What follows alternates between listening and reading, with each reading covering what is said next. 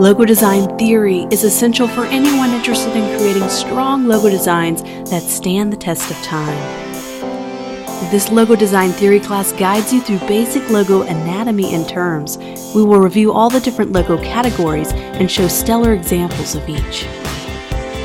We will talk about proper logo balance between logo marks, symbols, and type. We will review concepts like the golden ratio and grids. Next, we'll look at the many different logo design styles and what makes them successful and what are their possible downfalls. We'll go over flat, polygon, geometric, handwritten styles, and many more. We will go over the main characteristics I see in strong logo designs and use several real-world company scenarios. Lastly, we cannot talk about logo design theory without talking about the power of color. We'll review basic color psychology and the emotions and effects it can have on a viewer. We will talk about how to properly use color in logo design, including when to use it and how often. There are plenty of awesome downloadable resources that come along with this class, so what are you waiting for? Let's get started and learn what makes strong logo designs.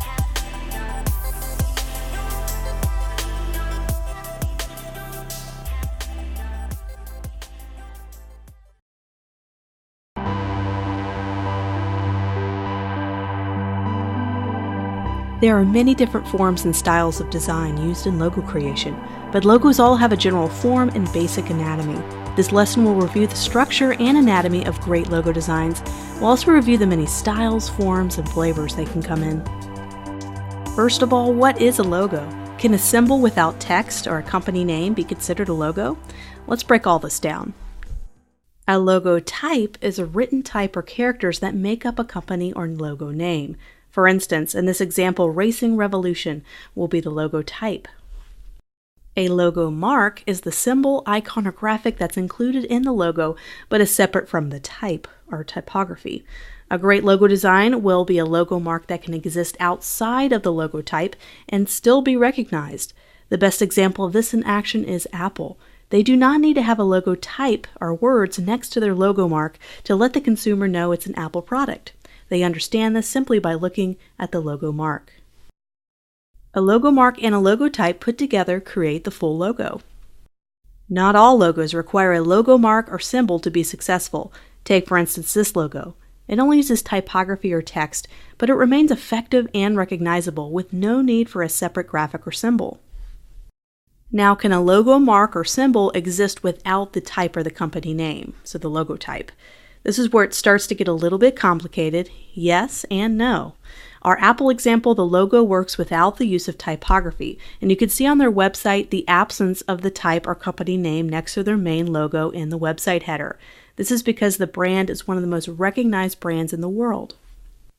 A smaller brand, perhaps one you might have as a client someday, may not have the same brand recognition, so a logo with a logo mark or just a symbol only may not work to build that company's name recognition.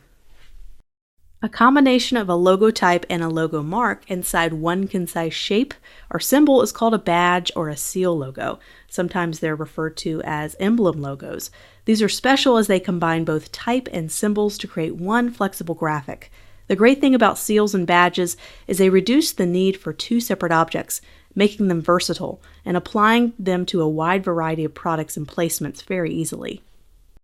Emblems, seals, and badges are great for event-based brands and programs. They can exist in a central part of the design of the flyer or poster, for example, and they can explain both the event name and the company brand all in one simple graphic. Let's talk about spacing. Spacing is huge in logo design. A properly spaced logo can look professional and clean, but too much spacing can create a disconnect between the two elements. A typography-only or type-only logo can have problems with spacing as well.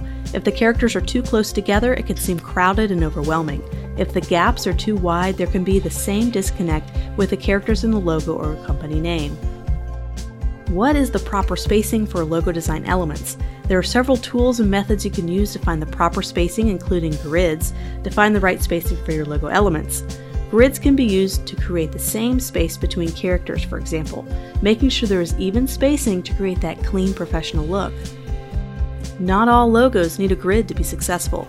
Some logos, which are hand-drawn, illustrated, may be later vectorized to keep this hand-drawn feeling. Therefore, the spacing may not have to be perfectly even, as it starts to lose that organic, authentic feeling that way. The golden ratio is another method designers can use to find the right spacing for a logo. The golden ratio is based in nature, and more details about the golden ratio will follow that will include us building a golden ratio-based logo together a little bit later in the class. But it comprises of circles and rectangles that are all sized according to a ratio of 1 to 1.618. These circles and rectangles can then be arranged in a way to create spacing and shapes that apply the golden ratio to them, giving them a look and a feel that is based on the ratio that is pleasing to the eye and found in nature. And lastly, there's the designer's eye. Finding the right spacing does not have to adhere to a special formula or a grid. With practice, you'll learn what looks great and what distance is too far or too close. They call this optical adjustment. When you optically adjust a logo, you're using your eye to find the right placement, and not grids and not a formula. I found this very important when working with logo types or typography-only logos. This is because certain characters create wider gaps between them optically. If we were to put this T and this P together, it creates this default spacing between the characters. I think this is a nice spacing, not too wide, not too close, but what if we had a T and an A together, and we wanted to have the same spacing between each character of the word? We can do that here, but because the T naturally has bigger gaps to the left and right sides, because the heaviness is on the top of the T, using the same spacing is a little bit awkward. That is why manually adjusting character spacing may be needed to offset these visual gaps when that T is creating.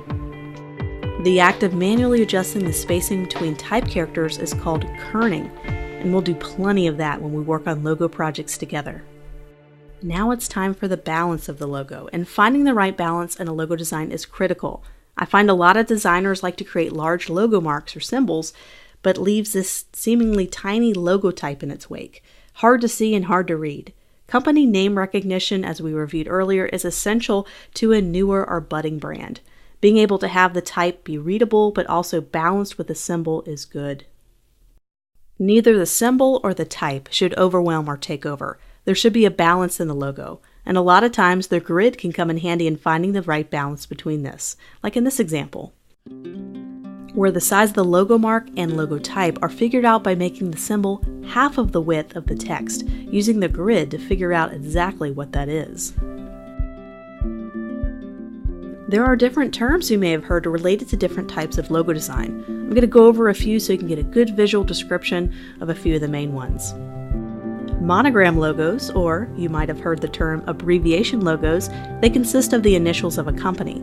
For example, International Business Machines, or IBM as you know it. They use a monogram of the company for its main symbol or mark.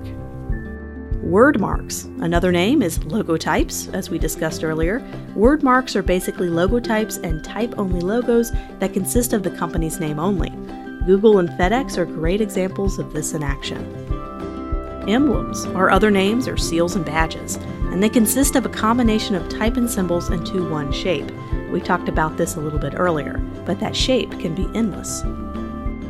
Abstract logo marks consist of logos that contain an abstract shape or symbol that can loosely be based on what the company does. Lululemon is a great example of this, as well as BP or British Petroleum with their soft flower-like abstract graphic. Mascot logos are another one, and they consist of a main mascot, and you might have seen this a lot in sports teams. MailChimp is a great example of a mascot being used in a logo. The last one we're talking about today is combination marks, which combine both the type and symbol together in one logo. So we had a chance to review basic logo anatomy, talk about spacing and balancing, and we reviewed several different categories of logos. Now let's take a look at some different styles of logos. Before we hopped into the next lesson, I wanted to mention that I also have a resource, a downloadable resource, that contains a cheat sheet of all the main logo types and styles that we went over in this lesson.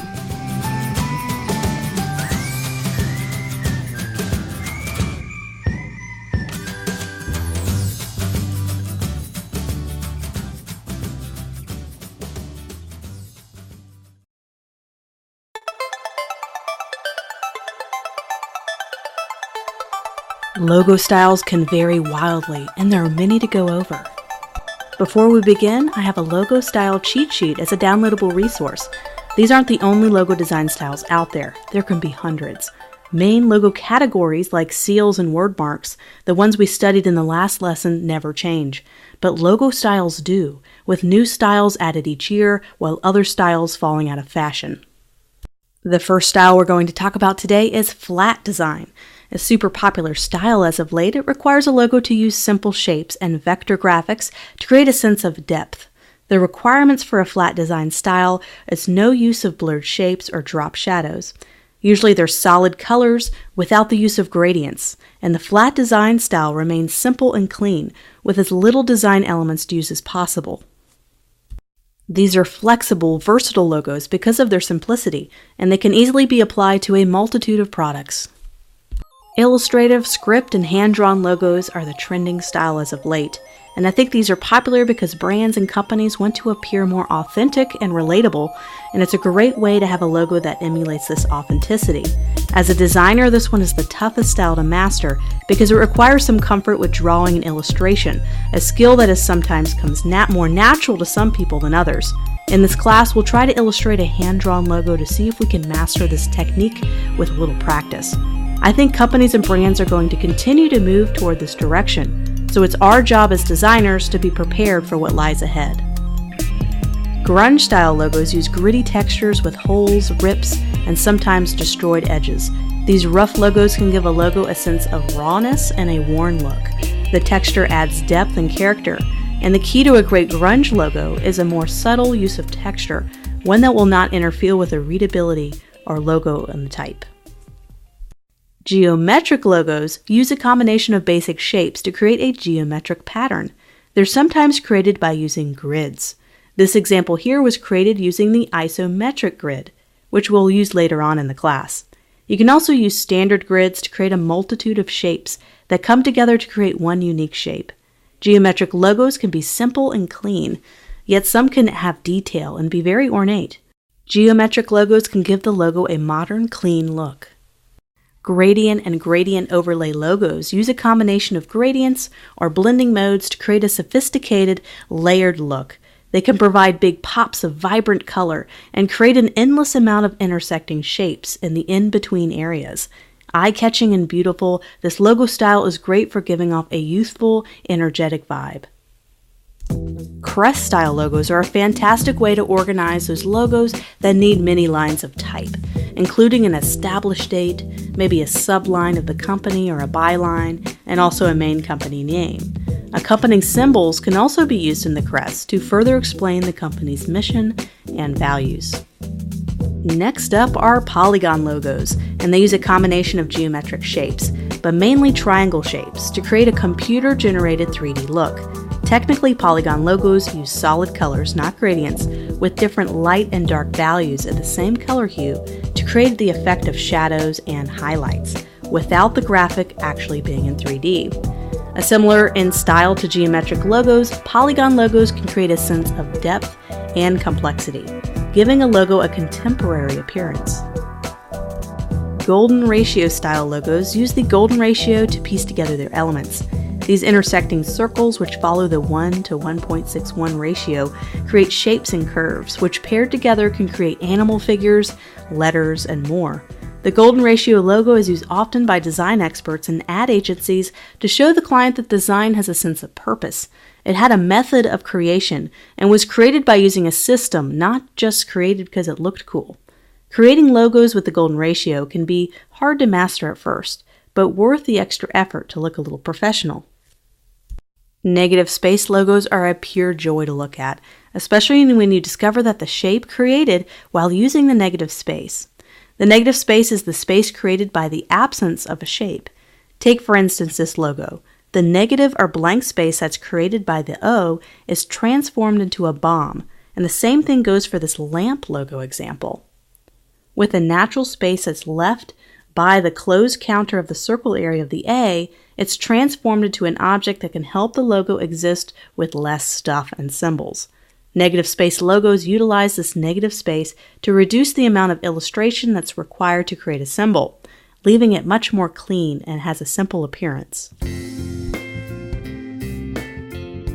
Double meaning logos are clever and fantastic ways to create a memorable logo. Take for instance this example I created. It's the letter B, but it also creates the insect bee. And it requires a company name that can also have a double meaning to pull it off. But if you have something that comes together like this, then take the chance. Memorability is the mainstay of a solid logo design. Many of the logo examples you see throughout this lesson were created by talented designers who post their designs on behance.com and a wide variety of other websites. There's fantastic resources in finding a little logo design inspiration if you ever feel stuck on coming up with a theme or idea for your logo design. In the Logo Design Resource Guide, another downloadable resource in this class, there's a list of my favorite places to find a little bit of that logo design inspiration. Now that we looked at a few different logo categories and also some styles, now it's time to review the characteristics of solid logo designs.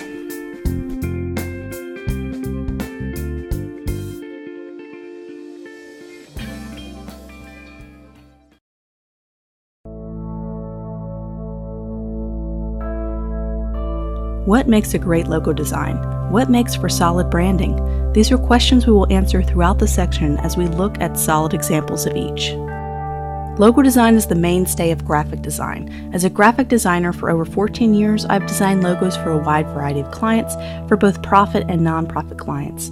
I've come to learn all the projects a designer is tasked with. The logo design project is the heart of it all. But why? Look at any poster, Facebook page, website. What do you see? You see the company's logo and brand mark, a group of text, symbols, colors, and words that try to describe the very essence of a company, and designing one is no easy task. The way a logo looks and feels is not random, but based on several different factors. The look and feel of a logo must match the company's mission statement, beliefs, target audience, and style. Take for instance Under Armour. The entire brand is focused around the Under Armour logo. The logo is not just a marketing tool or a design asset, but it makes up the basis for their entire clothing line, shoes, backpacks, and more. And just like Nike, Under Armour makes a whole lot of money from their logo design and branding. They spend a pretty penny too, hiring branding agencies to craft it into the multi-million-dollar logo it is today. Logo design is not just for large corporations. Solid logo design principles can be applied very easily to much smaller companies without the million-dollar price tag. And this is where you come in. And knowing these solid design characteristics can help you identify great logo design and help you create one yourself. Strong logo designs have the following characteristics. They have balance between symbols, type, and elements. Not all logos need type, and not all logos need symbols. Some are just typographic elements, such as a simple name written out in a typeface that matches their style. Some logos are made with unique custom typefaces designed solely for the use of that particular brand. They are recognizable using only part of the logo design. Louis Vuitton is a great example of this. Without seeing the full logo or even the name, you know right away that this is a Louis Vuitton purse. Having this type of brand recognition makes marketing that product or service so much easier. They do not need to depend on color to be effective. Color is critical in logo design, but a strong logo example does not need to depend on color. Coach is a great example. The logo can exist in many other environments without using any particular color. This makes the logo more versatile and adaptable to all environments. Many times as a designer, I've had to work with a logo using only one ink color or a black and white publication. Sometimes logos that are totally color dependent make this job harder for me to do. They work well in a wide variety of applications. Logos need to be flexible and dynamic. Can the logo adapt to a small 48 by 48 pixel square and still be recognizable? Can it be in just one ink color and still have all of its main characteristics? A logo needs to be able to be seen from a distance and still be readable and recognizable. Having a logo that can adapt to all situations is vital when it comes to creating a logo mark worthy of a long-lasting brand. They can stand the test of time.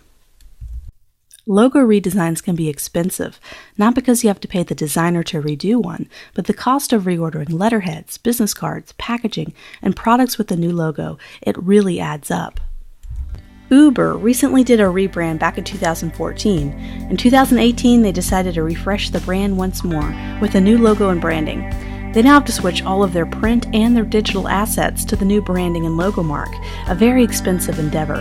Does it mean that the first Uber rebrand did not look great? Not really. It just means that Uber has evolved as a company. The logo and branding assets did not move along with it. Thus, the rebrand was necessary to keep up with its ever-changing vision. How do you as a designer create a logo that stands the test of time? Simply by getting input from the leadership of the company, whether that's from the owner for a smaller company or the marketing manager for a larger corporation. Knowing where they are trying to end up as a company can help you develop a logo that can be flexible and adapt to their future needs. They avoid popular trends. I cannot stress this enough. Avoiding trendy themes in your logo can help it stand the test of time. Remember Web 2.0? Well, most of us try to forget it, but it was popular when I was first starting out, circa 2004 to 2007. Web 2.0 had glossy buttons, made popular by the latest OS X GUI upgrade on Macs. Everyone needed a logo with a gradient, a highlighted glossy portion, and a simplistic icon. You do not see this trend anymore, and if you do, it looks dated, tired, and just plain ugly. Any logo that was designed in the style had to quickly be rebranded as soon as something called flat design came into style circa 2008, which is a style that simplifies a design. No gradients, flat and simple shadows, and no gloss or details, basically the opposite of the trend before it. Ask yourself if this logo will still be on point 2, 5, 10 years from now. If the question is maybe or depends, then going for a more classic look may be a better bet. Simple, clean, and understated. You see a lot of logos now that use gold, hand-drawn lettering, and lots of watercolor. Super cool and trendy now, but 5 years from now, probably not. Fight the urge to be trendy, but be classy instead. They use negative space to their advantage. Not a requirement for a great logo, but a wonderful design theme I see in strong logo designs. They are liked by the company's target demographic. When I think about this one, I think about Gap, a clothing store brand. They did a rebrand in 2010, making its logo more modern, using a sans serif instead of its classic serif typeface chosen for decades prior. There was such a backlash and hate for the new logo, they were forced to switch back to its original logo, and it was a very costly mistake. They underestimated how their target audience would react to their beloved brand changing in typeface and in style. Make sure your logo design will resonate with your company's target audience. Knowing your target audience is half the battle. Who are most of your customers? If you don't have any customers yet, who do you wish to sell to? Never fear social media and getting opinions about a logo design. It's better to get negative feedback earlier in the process so you can adapt and make changes before a final launch, before the logo has already been applied to hundreds of items and products. People can read the logo. Seems like a no-brainer characteristic to have. Duh! Everyone knows you should have a logo that's readable, but here lies the problem. You may have spent so much time with the design you may not have a fresh pair of eyes to see any of those issues. Make sure others can read it too. I see this problem a lot with script fonts and logos. Sometimes certain script characters do not flow well together, and it can make a logo very hard on the eyes to read, which leads us into the last characteristic in a great solid logo design. They are as unique as the company. Logos should be one of a kind. This is another reason why staying away from trendy design themes is important. You do not want to look like everybody else. The logo you are designing is like a snowflake. I see way too many logo redesigns look the same way, and I shake my head in disappointment when I see another rebrand that looks the same. These are just a few characteristics of strong logo designs I've noticed throughout the years of studying rebrands and logo designs. If you strive for just a few of these characteristics, you'll be well on your way for a logo that will work well for you or your client.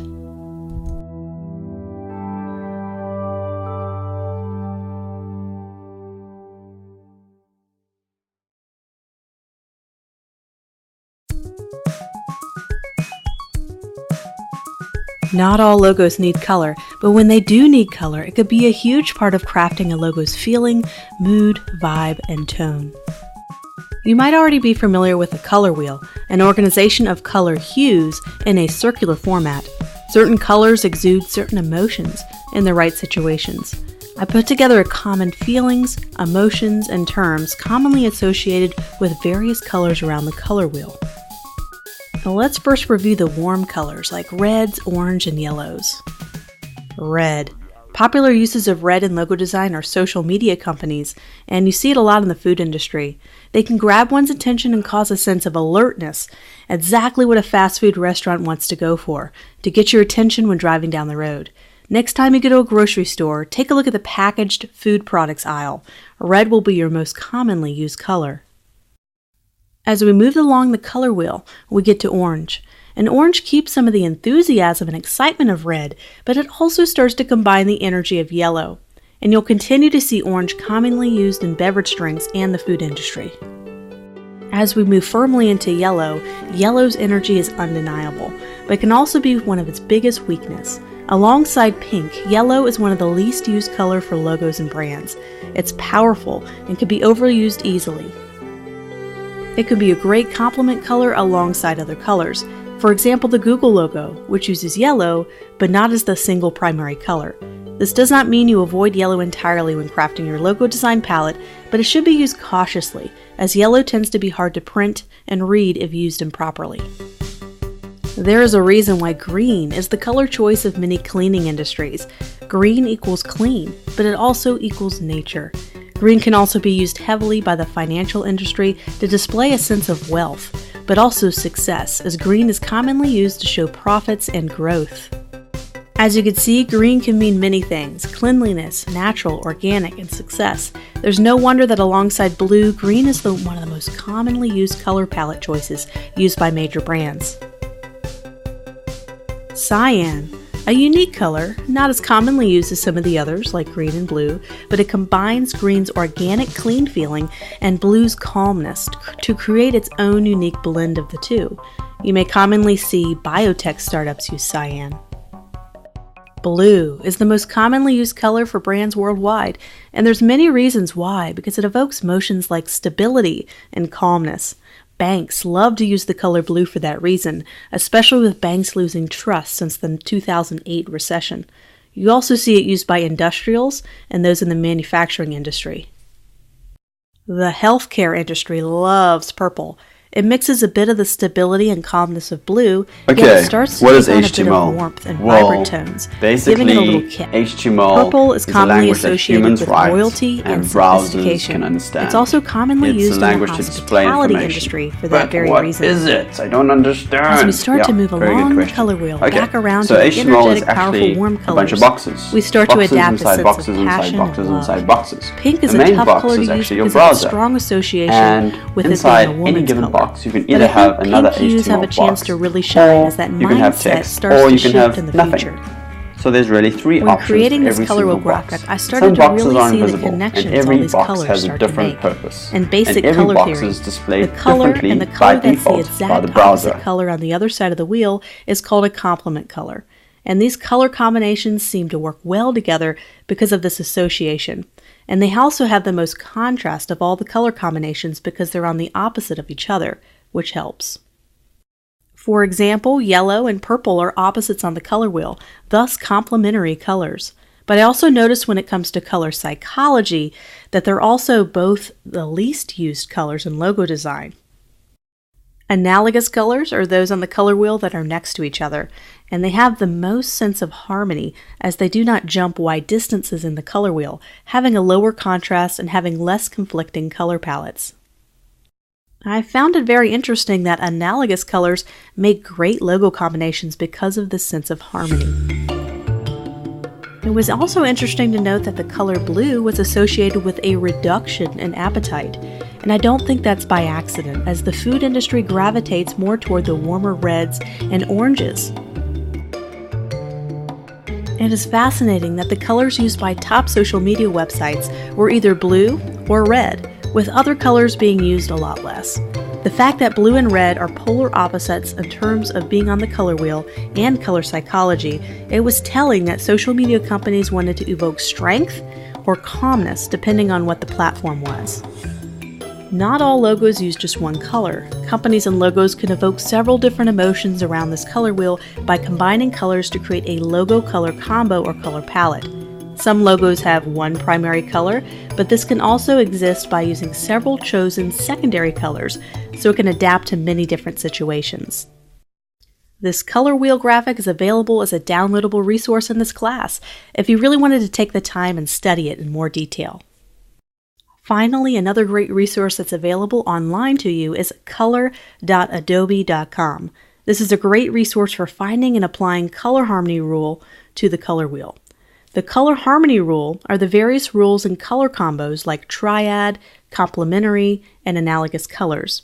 I also have a downloadable resource that goes over the basic color harmonies as well as a few popular color trends. Now that we talked a bit about the emotions of color and the psychology, and a little bit about basic color combinations, let's talk more about how to use color effectively in logo design. Logo designs, as we mentioned in an earlier lesson, should never be totally dependent on color.